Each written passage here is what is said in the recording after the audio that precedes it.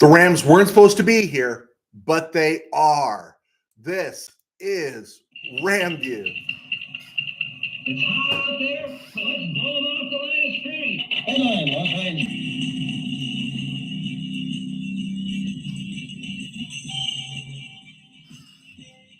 Live from the Ram Cave, I'm Joe Terosian, and this is RamView, the December 20th, 2023 edition, brought to you by Kistler Law Firm. Injured in an auto accident, need help, got questions, call Kistler Law at 661-206-6990. That's Kistler Law at 661-206-6990. And check out KistlerLawFirm.com. That's one word. KistlerLawFirm.com. Kistler Law, they've been fighting for you since 92. And by Temple City Auto Repair, having some auto issues, get yourself some John and Henry at TempleCityAutoRepair.com. And by Granite Ridge Christian Camp, a place where your life can change. Okay, we're here. You know, it feels like you're ready to do the end of the year team banquet, where you could look at the season in total and think, okay, here's the good part, the bad part, but it was a successful year. Everyone gets a participation trophy. We hand out our team MV, we eat some cake, and we go home. And yet the season's not over. And I was just trying to gain some perspective because I think about how angry I've been this year in the sense that, yeah, I thought the Rams could go 9-8, at worst 8-9, and then with a miracle be 10-7. And they could win their next two games and then maybe get that miracle and finish 10-7. So I am happy, but I think about all the stuff they left on the table. The game in Cincy, the game against Pittsburgh, the game against Philly, the Green Bay game. I mean, there were so many games that were winnable that would change everything. But on the whole, the Rams are here, and they are playing an important game on December 21st of this season when no one thought they would. No one thought they would outside of this place and Jake Ellenbogen. No one thought they would. And so it is exciting. And so we watched that game on Sunday. I was upset about things then too. But the good news about that game was the Rams won it. They didn't give it away.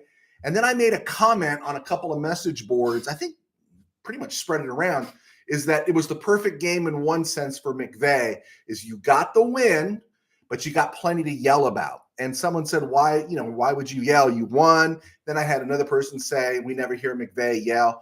Coaches love these kind of wins. Well, they just like winning. But in my 21 years, whether I was interviewing college coaches, high school coaches, a few pro coaches, one of the things is like, it's great to get a win, but it's great to have some things also that you could yell at your team about so they don't become too puffed with pride. And McVay, yeah, he's going to go in there and hand out the game balls as he does his center stage speech after every game, and they're fun to watch. But when Monday comes, and then when film comes on Tuesday, and I think film is on Tuesday, and they do that, all of a sudden it's like, whoa, Darian, where were you? Darian was up in press. Maybe should Jordan have been deep in center field on that one? Why would we do that with a 2-touchdown lead? There's stuff like that all over the place that you could look at. We didn't get to the quarterback. He could be chewing them out about getting the quarterback. He could be chewing them out about taking care of the ball. There's a lot of stuff there for him to let this team stay on the edge, and that's what you want, right? It's a tough 5-day stretch here. The Redskins or the Taxskins on Sunday, and now you got the Saints, and it's no giveaway. It's no walkthrough with the Saints because they're playing for a division title. They're playing for a Super Bowl appearance. They're 7-7, and we're going to break that down in a minute. But, yeah, McVay comes away from that game not with a game that he won 49-14, but a game that he won very carefully. What was that? 28-20, right? And so it gives him something to keep this team on edge, and it's exciting. You want this team edgy. You want it, as they say, frosty going into Thursday night. You want them feeling like, no, man, this is ours and it's for the taking, and you want them a little bit angry and know that nothing is a given, not even against the Taxskins or against the New Orleans Saints. So that's where I come from when I say, that's just my experience coming out of me, that, yeah, coaches they love the win, but they love finding the things to just keep their team on edge. And those are the right things. Those are the small details that keep you winning going into the postseason. Guys, thank you so much. Bill, Tim Burns, thanks for clicking on. I promise I'll get to those questions at the break. Ram stuff, looking at some Ram stuff. I saw a quarterback ranking list, right? And on this list, Matthew Stafford comes in at 15. And you even got the general media now talking about Stafford playing some of the best ball he has in the last 3 years. But who's ranked ahead of Matthew Stafford? Who's Matthew Stafford ranked behind? Guys like Tommy DeVito, Derek Carr, Nick Mullins, Russell Wilson, Easton Sticks, and the Browning rifle, Jake Browning. Who is stupid enough to post something like that? Worse, who is naive enough to believe it? And this goes to tell you that no matter what the platform, the whole goal is to get clicks and maybe get someone like me or get someone like you going, this is the stupidest thing I've ever heard. And it's a real dumbing down. It's a real disregard for you, the fan, that knows better. You're not going to buy Tommy DeVito, Derek Carr, Nick Mullins, Russell Wilson, Easton Stick, or Jake Browning have been better than Matthew Stafford this season. But they post it. It's got a nice platform, and people go into this thing. And so expect more, demand more from those who give you your sports information or sports breakdown. And then I want to say this. This is the other thing I wanted to say. I've been thinking about it for a couple of days. The 49ers, believe it or not, I think should be worrying about the Rams. Not that the Rams are going to catch them for the division title. And I'm not even talking about week 18. If the Rams get in the playoffs, I'm thinking the 49ers, they're going to get that bye. But then I don't think they want to play the Rams. I wouldn't if I was a 49er fan. I'd be a little nervous because I'm not saying the Rams are a Super Bowl team on par with what the 49ers roster is. That's a Super Bowl team the 49ers have. Will they get there? That's another story. But what I am saying is the Rams know the 49ers. They're very familiar with the 49ers, more so than the rest of the NFL. And, of course, they hung with the 49ers with a young team in week 2 that a couple of turnovers allowed that game to get away from the Rams when they were right in it into the fourth quarter. This is a better Ram team now. This is a more experienced defense now. And, if I was the 49ers, I would be a little concerned about playing the Rams because I think the Rams can sting them more so than the rest of the NFL right now because I look at Philly and I'm not impressed. I look at Dallas and you look who they've beaten. Not impressed. They didn't even compete in Buffalo. And right now, the only ones standing in the way of Frisco besides themselves are the Rams. And so, if I'm Frisco, I'm wondering a little bit. I'm thinking they don't want to play the Rams because the Rams, I think, have the ability to hurt them, to sting them. And I know that's a long shot for a lot of us, but yeah, I do. I think the Rams have a shot. If the Rams had to play Philly or Detroit, if the Rams got into the 6th spot, I think it would set them up with Detroit. It could set them up with Detroit. I like the Rams against Philly now. I like the Rams against Detroit. It would be interesting and so sweet to go back to Dallas and get a win, right? It's going to be interesting how Dallas handles Miami this week after the Buffalo loss. Maybe mess with their heads a little bit. That team can be run on. And one of the things the Rams are doing really well right now is they're running the ball. Now, again, I said it. I didn't want to say it, so that's why I asked permission. Can I say something? Because we need to take care of business. And I say we, veering into that land. Yes, we as Ram fans, we the Rams, have to take care of the Saints and the Giants first. Saints and Giants, right? I think right now the Rams have earned burgers for their team banquet. They beat the Saints and Giants. It's steak and lobster. It truly is because no one expected them to be there. Okay, NFC playoff picture. We talked about this. Breaks down this way. Cowboys are back in first place. So it's 49ers, Cowboys, Lions, Buccaneers in the NFC South right now at 7-7. Baker Mayfield is playing like he's back in Norman. And then, of course, the Eagles right now are 10-4 at the wild card spot. In the 6 and 7 spots are the Rams and the Vikings, or the Vikings and the Rams. Vikings have the Lions and the Packers. They have the Lions twice and the Packers. Rams get the Saints, Giants, 49ers. You know this. Seahawks, man. Drew Lock, right? You were kind of hoping the Eagles could do the Rams a solid and put the Seahawks out of their misery.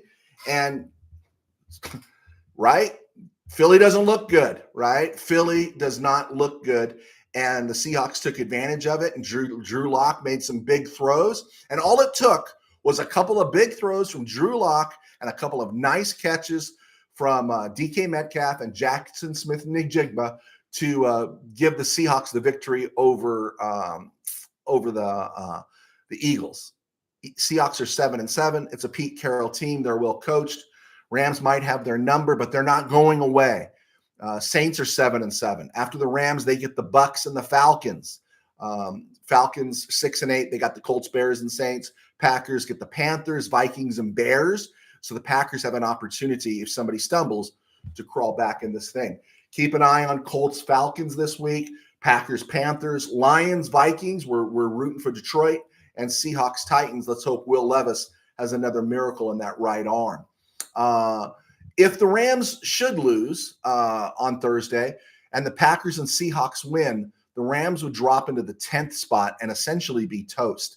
That's how precarious this race is in the NFC. And we knew it would be, and that was why it would allow the Rams to stay in it for so long. And they're right there, but their fate is in their own hands. If the Rams win and the Vikings lose, the Rams take the 6th spot, and that puts them in line, if everything holds out, possibly to play Detroit, which would be off the charts interesting. Okay, around the NFL and other places, just looking at the NFL right now, the big deal on Monday night was the Seahawks won. I thought the bigger deal was the Eagles only scored 13 points against the Seahawks. They only scored 13 points, right? And yeah, I don't care what anyone else says. I think it's time to be worried in Philly.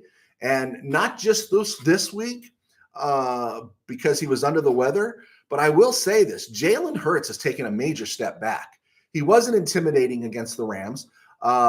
His throws have been all over the yard this year. I think he's hurt.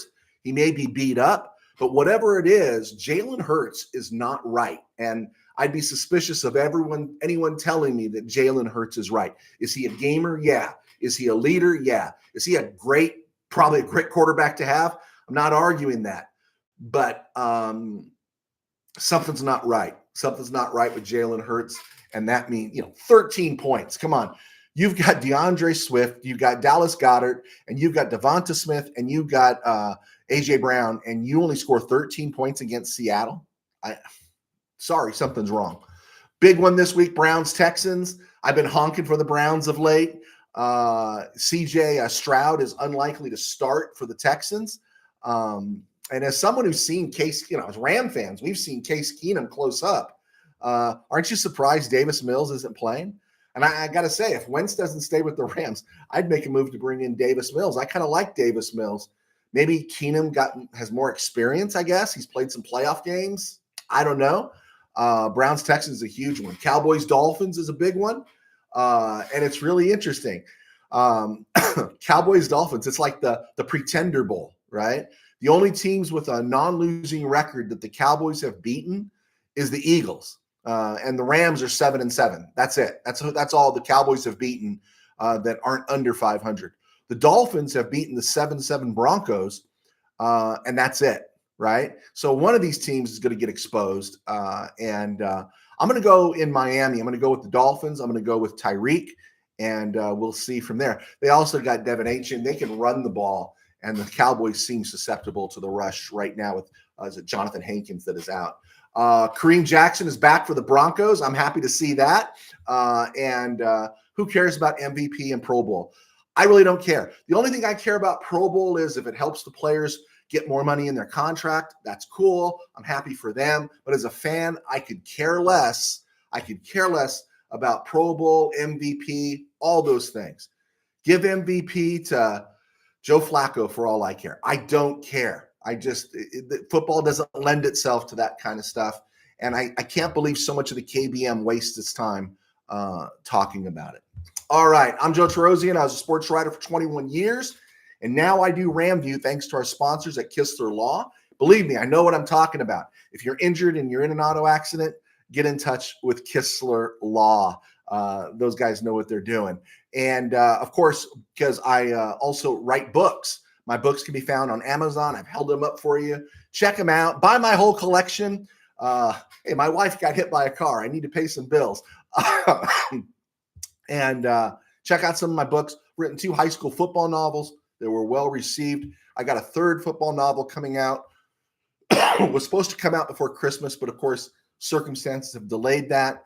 But that's going to be strictly about the Rams. It's a novel. And then I've written some other Christian fiction, and that lets you know what my day job is. I pastor a small church in Burbank called Burbank Faith Nazarene, and you could check us out right here on YouTube at Burbank Faith Virtual. Let's look at some of the questions we got here. Bill, Ronnie Rivers opens up 21-day window. Could play tomorrow. Boy, that adds a lot of depth to the Rams, doesn't it? It doesn't look like Zach Evans is going to see the field this year. And then Ronnie Rivers was playing well as he was spotting Kyren Williams early. Royce Freeman has risen. So that makes the Rams 3 deep at the running back spot. And that would be great. If he's going to be activated for tomorrow, that would be great. We know his window is open. Merry Christmas to you too, Bill. Thank you so much for clicking on. Tim Burns, thoughts on Cooper Kupp saying he doesn't like SoFi's turf and having to do so twice in a week? Absolutely. All the money Stan Kroenke has, all the stuff he invested, freaking get some grass in there, man. The technology's there now. Get it done. I don't know why, other than maybe it's easier to turn it around when other things come into the venue. But come on, put these guys on grass. It's ridiculous. You build the greatest stadium in history, I'm told. I've never been there. I've seen it from the outside. But you know what that is? When I was a kid, my church was building a gymnasium, and they went out on a limb when their denomination said, don't build it. A bunch of really entrepreneurial people decided, hey, we're going to build this gym and we're going to fund it ourselves. And that gym back in like 1980 was probably costing them $1 million. But they went for it, man. They built this multi-purpose gym, Sunday school rooms upstairs, downstairs, stage, all these things. It was going to be a sanctinasium if necessary. And then when they were talking about putting in the backboards, someone was suggesting, let's put in wooden backboards. You just spent $1 million on this gym and you're not going to put in glass backboards? What is that? Fortunately, some people stood up and said, this can't happen. And it didn't happen. I'm thinking of my players. If I'm a guy like Stan Kroenke, and I know I talked to Stan on the phone, right? I'm laying out the bones to do whatever it takes to get my guys on a comfortable surface, especially as my players get older. I don't want Cooper Kupp, Matthew Stafford, or Aaron Donald being driven into some turf. So I'm full with Cooper Kupp on this one. In fact, if the players wanted to go on strike, and that was one of the items they put in the 87 strike at the very bottom there, amongst free agency, salary cap, all that kind of stuff. But one of the lists they said was they wanted to get rid of artificial turf. And maybe economically it wasn't possible in 87, but you know what? It's possible now. Get rid of the turf. Get rid of it. Get rid of the carpet. Take care of those players. So you opened up a can of stuff there, Mr. Burns. And Bill agrees with us. Owner has deep pockets, no excuses not to convert to grass surface. Yeah. And you know what, Stan? I know you watch the show, Stan. Stan, you own the building. You don't have to ask the Spanoses what they want to do. You own it, and get some proper turf in there. Does Tennessee have a chance against the Seahawks? Yeah, I think that's Bill. Bill Will Levis, right? He keeps surprising us, and boy, he made some big throws in that game in Miami, but he's still a rookie. The thing about Seattle is they really needed Drew Lock to play extra special to get that win, right? And can he go extra special 2 weeks in a row on the road? And I'm leaning towards Tennessee in this one. I'm hoping they're thinking, hey, you know what? We got next year to play for in terms of, hey, I want to stick around. Will Levis is going to be motivated. I like watching Will Levis, a lot of energy. So he's going to be fun to watch. He reminds me of Jim McMahon with a better arm. So yeah, I think Tennessee has a chance. Tennessee has a chance. Tim Burns, former Giants running back Derek Ward robbing banks in LA. Yeah, I saw that. Isn't that a shame? Isn't that a shame? You know, when you think about what happens in terms of counsel to these young men that come into the league, and no one's telling them about tomorrow, or they just don't want to hear about tomorrow. And yeah, it's a business, and I don't fault the NFL for using you until you can't do it anymore. Like any other business, they're going to get rid of you. Do you know, in my line, besides sports writing, which I had some places trying to get rid of me at one time, but do you know, in my line as being a pastor, that you age out as a pastor, and some churches want to get rid of you because you're not young enough or something. So it's the world. You get replaced. But we know that going in. And Derek Ward should have known that. So I don't know what led him to this life, but it's tragic. It's tragic. And of course, he's not the only player. They don't make big money for a long time, but they do get scholarships to go play, most of them Division I, Division II football. And that makes you a professional there. Get your degree, get your education, or better yet, as I was told much too later in life, I wish I had learned it earlier in life, collect skills and not parchment. Collect skills and not parchment, because we know when somebody gets a women's studies degree or something like that, or some other stupid degree, you can't do anything with it. You know what? But you learn how to do your own electrical. You learn how to do your own plumbing. You got a skill for life, and acquire skills and not parchment. It is very sad. Is Daryl Henley still in jail? I don't know. I assume he is. That was a murder rap. I think he was going up for attempted murder.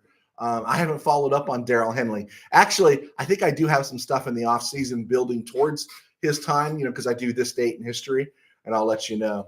All right, guys, cool. I think we answered those. Thank you so much. And I'll if you guys put any more down there, I'll bring them up at the end of the session. Good news on the injury front for the Rams. Havenstein, Witherspoon, Tutu Atwell, all ready to go. Noteboom hasn't practiced all week, but he's questionable. Tomlinson has been ruled out. So for those wanting some big move with Darian Kendrick, right now it's interesting. I don't know where Kobe Durant is. Kobe Durant, like I said, hasn't played over 40 snaps. He played 58 against the Steelers. Hurt his shoulder. Remember when he hurt his shoulder and he missed a game or two? And since that time, his snaps have been limited. Quentin Lake, of course, has been awesome. He's been a revelation at the star position, the slot position.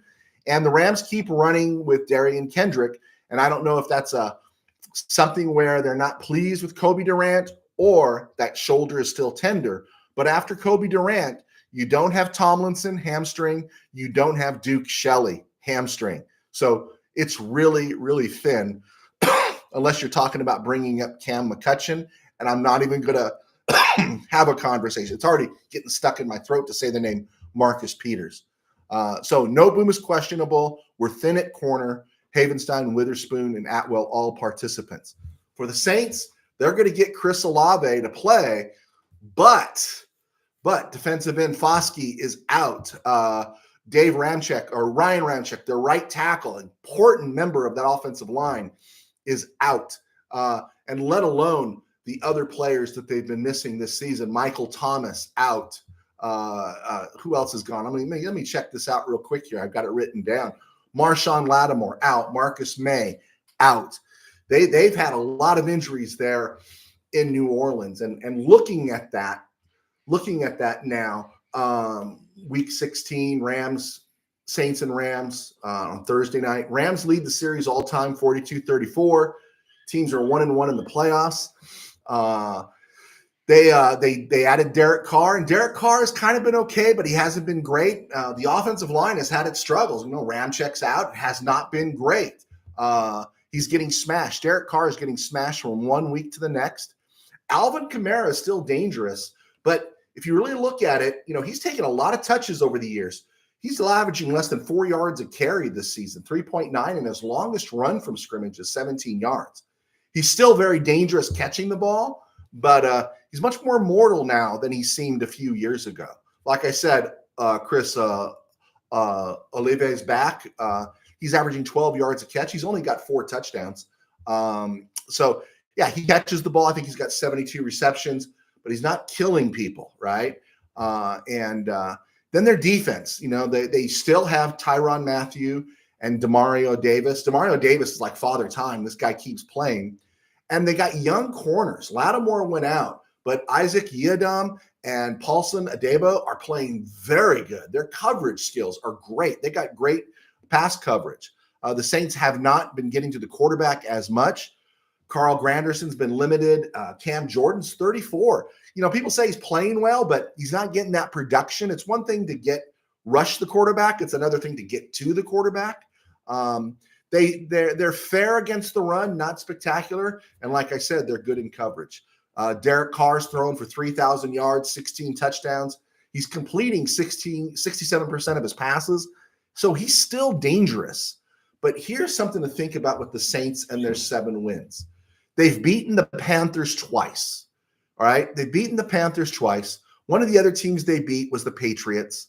They beat the Titans. They beat the Bears, and they beat the Giants. Their only win against a winning team is against the Colts, who have exceeded all expectation, true.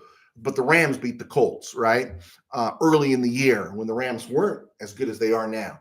And so the Saints have done taking care of business, but they haven't beaten anybody, right? So when they come up against a good team, they generally struggle, and the Rams are a good team right now. And that's part of the reason I like the Rams on Thursday. I'm going to give a score now, but I think I'm going to do another show tomorrow early because it's playoff time. I'm going to go with the Rams. I'm going to take the Rams 27-17, and they punch their ticket. They go to 8-7, and they stay alive in the playoff chase. So that's where I'm at this Thursday. Rams 27, Saints 17. Saturday games: Bengals Steelers, Bills Chargers, Colts Falcons, Packers Panthers, Browns Texans. That's on Sunday. I'm sorry. Lions Vikings, Texans Jets. Does anyone really want to watch the Texans and the Jets? Seahawks Titans, big game for the Rams. Jaguars Buccaneers. What's his name? Trevor Lawrence has not cleared concussion protocol. Keep an eye on that one. Cardinals Bears. The winner will be the loser in this one. Quoting a little Dylan, because you want to get lower in that draft queue. And then the Cowboys Dolphins, which could be a lot of offense there, but I like the Dolphins in this one over the Cowboys. I like the Dolphins actually by a couple touchdowns. We'll see how the Cowboys do on the road. Patriots Broncos. Boy, you wish this one could be flexed out. That's on Sunday night. And then on Christmas Day, you got the Raiders Chiefs, Eagles Giants, Ravens 49ers, which will be a nice way to end Christmas. That one's pretty good. I went 13-3 last week. I would have gone 14-2, but the Eagles failed me. All right, as we get towards the end here, wow, that is interesting that you brought that up, Mark Reber. Okay, wow. Okay, great, guys. I'll answer these questions real quick. I could start a police blotter segment. Tim Burns. Is Duke Shelley close to starting his 21-day window? I don't think so. Bills taking Rams 30, Saints 20. Mark Reber brought this up. Rob Scribner was a Rams player back in the 70s. He pastors a church in Southern California. Man, Mark, that is so interesting because I am going to talk a little bit of Rob Scribner today. Okay. On this date in December 20th, 1970, the Rams activated kicker David Ray and tight end Pat Curran on their active roster, and those guys would stay with the Rams through the 1974 season. Born on this day in 1954, was an obscure defensive back for the Rams out of San Jose State. He was an undrafted free agent, so I'm going to give credit to Don Klosterman on this one. Dwayne Osteen. Anyone remember Dwayne Osteen? He was with the Rams in 78, and then he was with them in 79. In 79, he picked off 4 passes, started many games, recovered a fumble, and he was key. He was one of the defenders on that run to the Super Bowl before the Rams got healthy with both Rod Perry and Pat Thomas. But Dwayne Osteen lost Super Bowl 14, but the next summer, the Rams traded him to the Raiders for a 9th-round pick, didn't amount to anything. And he won a Super Bowl with the Raiders. In fact, he was with the Raiders for 2 seasons, intercepted 4 passes, made some starts. And by that time, though, they were drafting Ted Watts. Then they made the deal for Marcus Haynes later. So they moved him out. And he bounced around with the Colts, Packers, and Buccaneers before his career ended. But today would be Dwayne Osteen's 69th birthday. Unfortunately, he passed away in 2000 of a heart attack, or 2001 of a heart attack. In 1962, born on this day, Rams left guard deluxe Tom Newberry was born. He turns, what is that? Would that be 61 today? He was out of Wisconsin lacrosse, second round, 50th overall in 1986. This was a hit by the Rams when they couldn't get anything right in the NFL draft, but they did seem to get this one. In that same draft, the Rams took a Canadian named Mike Schad ahead of him with the 23rd overall pick. Schad was a flop with the Rams, ending up starting 4 years with the Eagles in a nondescript way, but he was a flop. A year later, the Rams took Donald Evans. The year before, in 85, the Rams spent the same pick that they got Newberry with in the 85 draft, 50th overall, on a wide receiver named Chuck Scott. But somewhere, I don't know, what is it? Broken clock is right twice a day, they say. John Shaw and John Robinson did this, and they got Tom Newberry. Played 9 seasons with the Rams. First team All-Pro twice. He was a battler, left guard, 131 games for the Rams. He started 128. Really underrated. He wore number 66 and played 9 seasons for the Rams. And then when they were on their way to St. Louis, he became a free agent. And he started for the Steelers in 1995. He played the whole season for them and started in Super Bowl 30 against the Cowboys. And then he retired. But Tom Newberry is a forgotten Ram when you think about all the talent that they had and all those guys that played super well. Tom Newberry, right? Tom Newberry, give him some credit, deserves to be remembered as a great Ram. Now, Mark, you mentioned Rob Scribner, okay? The one thing I'm going to mention as far as games played on this day, of course, in 2020, the Rams lost to the Jets at SoFi when the Jets were 0-13, and that's when I thought everyone kind of knew Jared Goff's goose was cooked. But on this day in 1975, the Rams played a Sunday night football game at home, and it was televised. It was on TV. James Harris was hurt. Capoletti was hurt. Bertelsen was out. James Harris was out. Everyone was out. The Rams started Ron Jaworski, and they played the Pittsburgh Steelers. And the starting running back for the Rams that night, they started Cullen Bryant at fullback, and they started Rob Scribner at halfback. Rob Scribner had the biggest game of his career, 19 carries, 67 yards, and the Rams were tied with the Steelers 3-3 to the fourth quarter when Ron Jaworski, who never, I don't think he did, he either threw one or he didn't throw any. I don't know if he threw a touchdown pass as a regular season starter for the Rams. In the postseason, he did.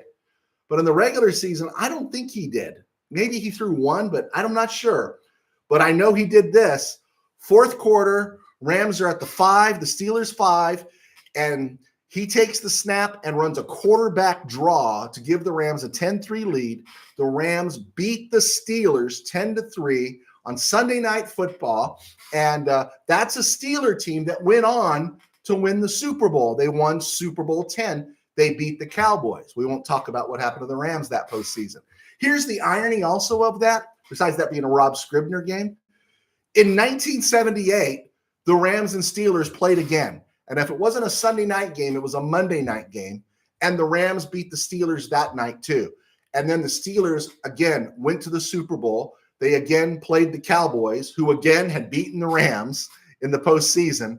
And they were Super Bowl champs again. Just some weird stuff there, weird symmetry.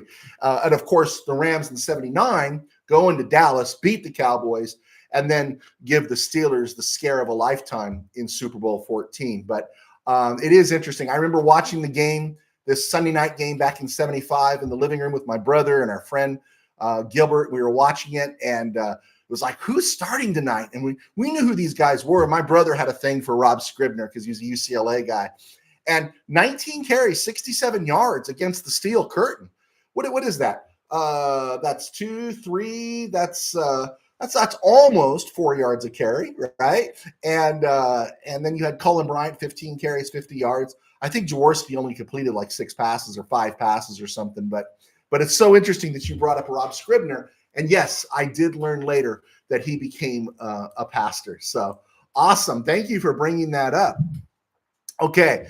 Johnny Ripple, biggest game of the season tomorrow? Absolutely. Absolutely. Biggest game of the season tomorrow. What was that? 2 big games in 5 days.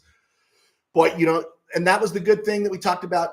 McVay has something to yell about after Sunday to keep these guys on edge that they haven't won anything, and there's a lot of stuff they need to sew up. It's a huge game for tomorrow. October 17th, 1962 for me, but I feel 40. Okay, good for you, Chief. I'm 1964. And then Richard Ramos. I remember going to Anaheim Stadium and watching these games as a kid. Richard Ramos, it's really interesting you say that because as someone who grew up going to the Coliseum, that's all I knew. We would take the bus from El Monte downtown and then take another bus into LA to go see the Rams play. We saw playoff games and everything. And at the time, I thought the Coliseum was the greatest place ever. But that was before when the Coliseum still had the track around it. And you literally needed binoculars. You needed binoculars to really get something full out of that game. And they were a precious commodity going to a Ram game. It's like, did you go? Yeah. Did you get binoculars and stuff? And then they went to Anaheim. And yeah, that might not have been the most glorious period because Georgia had control of the team and we had all kinds of issues with Georgia and everything. I totally get it. But the proximity to the game action was so much better. And then because it was a smaller stadium, it was selling out all the time. And so when the Rams went to Anaheim, we were seeing games on TV that, you couldn't see. Those games in 72, the Vikings and the Rams, that 45-41, we couldn't see it. Rams beating the Falcons 20, we couldn't see it. Cowboys, Rams, the Harold Jackson game, 37-31, we couldn't see it. The Jack Snow game where he caught the winning touchdown pass against the Vikings in 74. We couldn't see it. All these things we couldn't see because of that ridiculous blackout rule in that archaic stadium, which is no longer archaic. USC's done a great job. The worst thing that ever happened to the Coliseum was the Coliseum Commission, but USC seems to have done a fantastic job. The Coliseum's a great place to see a game now. Georgia's husband had an issue with Georgia too. Yeah. Which husband was that? Was that number 1 or number 9 and stuff? Yeah. Georgia, the least popular woman in LA. Yeah, I did enjoy the games at Anaheim. I did, and so I didn't feel any loss of connection because the Rams weren't in LA.